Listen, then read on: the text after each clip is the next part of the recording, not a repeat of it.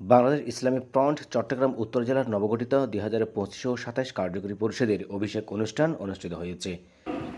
আজকে ভারত, আজকে পাকিস্তান সমগ্র শুক্রবার 1 নভেম্বর হাটহাজারী নোমানিয়া মাদ্রাসা হলরুমে আয়োজিত এই অনুষ্ঠানে নবগঠিত কমিটির সদস্যদের শপথ বাক্য পাঠ করান প্রধান বক্তা মাওলানা মোহাম্মদ আব্দুল মাবুদ।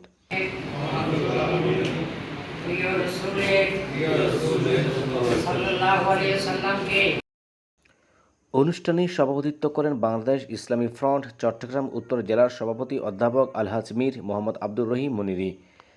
সাংগঠনিক সম্পাদক মাওলানা মোহাম্মদ ইসমাইলের সঞ্চালনায় প্রধান অতিথি হিসেবে উপস্থিত ছিলেন বাংলাদেশ ইসলামী ফ্রন্ট কেন্দ্রীয় পরিষদের প্রেসিডিয়াম সদস্য হযরত মাওলানা মোহাম্মদ গোলামুর রহমান আশরাফ শাহ। বিশেষ অতিথি হিসেবে বক্তব্য রাখেন বাংলাদেশ ইসলামী ফ্রন্ট কেন্দ্রীয় পরিষদের নির্বাহী সদস্য মাহমুদ মুস্তফা জিলানী। উপস্থিত প্রধান অতিথি চট্টগ্রাম উত্তর জেলার ইসলামিক প্রতিষ্ঠান ছাত্র। বক্তারা বলেন, বাংলাদেশ ইসলামী ফ্রন্ট জাতির কল্যাণ, ইসলামী আদর্শ ও মানবিক সমাজ গঠনেই নিরলসভাবেই কাজ করে যাচ্ছে। নবনির্বাচিত কমিটির সদস্যরা যদি দায়িত্বশীলতার সঙ্গেই কাজ করেন তবে সমাজে ন্যায়, শান্তি ও মানবিক মূল্যবোধ প্রতিষ্ঠা সম্ভব হবে। অনুষ্ঠানের শেষে বাংলাদেশ ইসলামী ফ্রন্ট কেন্দ্রীয় পরিষদের প্রেসিডিয়াম সদস্য অধ্যক্ষ আল্লামা মোহাম্মদ তৈয়ব আলীর রোগ মুক্তি কামনায় বিশেষ দোয়া ও মোনাজাত অনুষ্ঠিত হয়।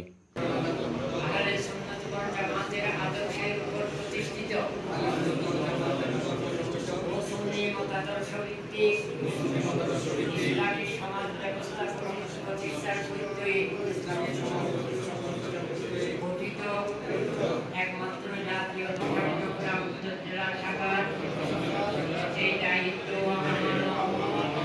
আমার উপর অর্পিত হয়েছে। তার যথাযথভাবে পালনে সচেষ্ট থাকব এবং করে আদর্শ